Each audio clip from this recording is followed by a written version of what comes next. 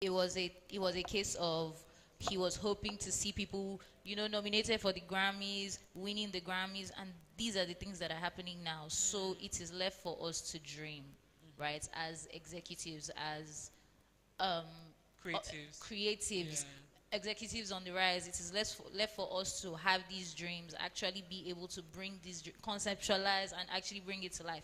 These are the things that we want to be doing in the next 5 years. These are the things we want to be doing in the next 10 years. This is where we see Afrobeats, because at the end of the day, Afrobeats of 10 years ago is not the same thing as now. Afrobeats 10 years ago was not doing a billion streams, but that's what we're doing now. In the next 2 years, someone else is going to be doing 5 billion streams. Like, it's just what is going to happen. It's going to keep growing.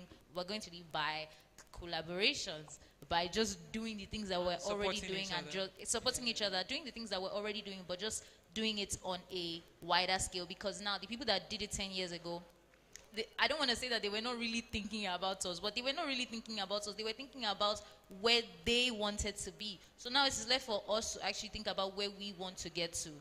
So yeah, like 5 women on this stage actually coming together to talk about music.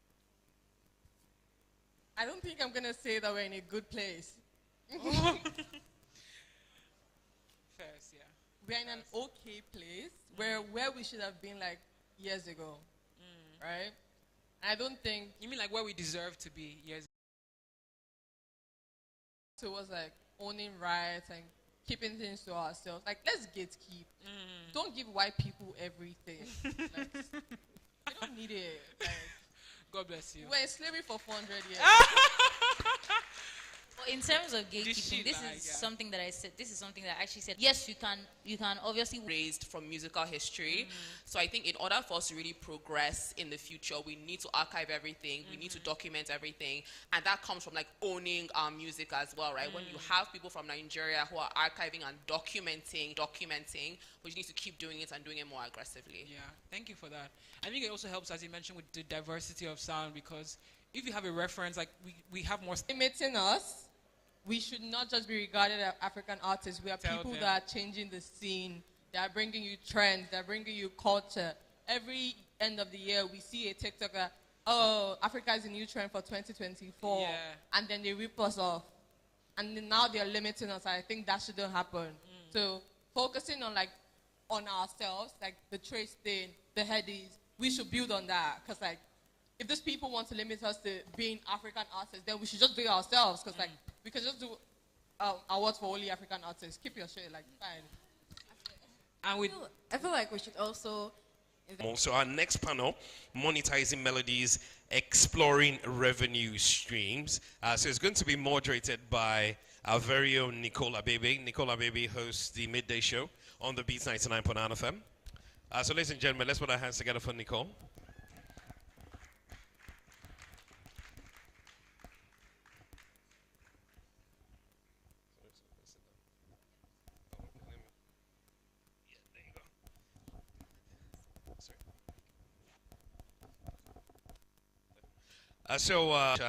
From the Orchard here in Nigeria or West Africa. So we also have Osage from, she's country manager for 1RPM here.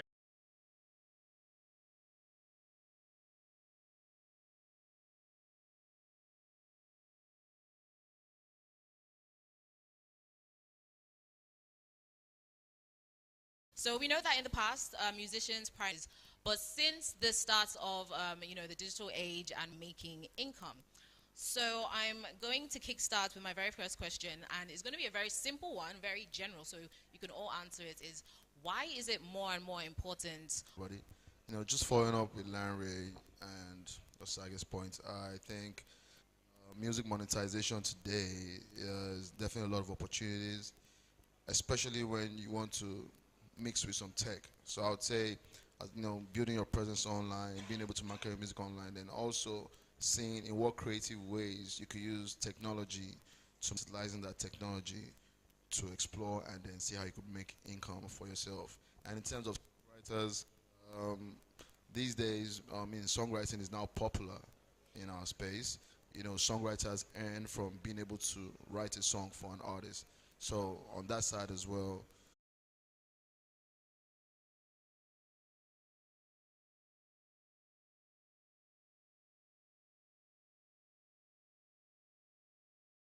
kind of like grow your audience. So pros and cons of being an independent artist and being a signed artist. We can go on and on about that, right? But artists that are signed also have In code compared to like a major as in a record label. And then, so it all depends. Like, there's the artists who can do it by themselves to a level, and then they need the support of a bigger entity to come take them to a new level. Or, you might want to just get discovered. Or, like for example, Lil Nas X from a SoundCloud song, he got discovered by a major label and got signed right away. And then, boom, that was it. So again, it all depends. It depends on what you have going on for yourself. And there's also the aspect of artist development, leagues and so it all varies. There's no pros and cons because some artists get signed to a label and then it goes the other way. And some artists very specific about artists that think that they need to get signed to be successful, and just debunk is understanding the reason why you want to be signed, understanding the reason why you want these people in your life, helping you with artists, like developing your artistry, understanding the business, etc. Yeah. Thank you. So I believe in anything in life, knowledge is power, and just understanding what you are trying to do in life will get you very far. So, Sambanko, I'll start with you. Can you explain the role of publishing rights and how it can contribute to revenue? Okay. So, like you said, publishing is created. Is another way of making money off of the music, right? Since we're talking about monetizing music streams. So for every song that's created, right, there's lyrics and then there's the music. Music created by the producers, lyrics sometimes created by the artist who sings or a songwriter. So publishing is, helps those writers, those composers also make revenue. So beyond what you make from digital streams, beyond what you make from 1 RPM, from the Orchard, there's also revenue from publishing that you can collect either through, you have to be signed to a collection society, and you can collect directly from your collection society, or you get signed to a publisher who can help you collect properly. Yeah. That much I know. Okay, so with everything,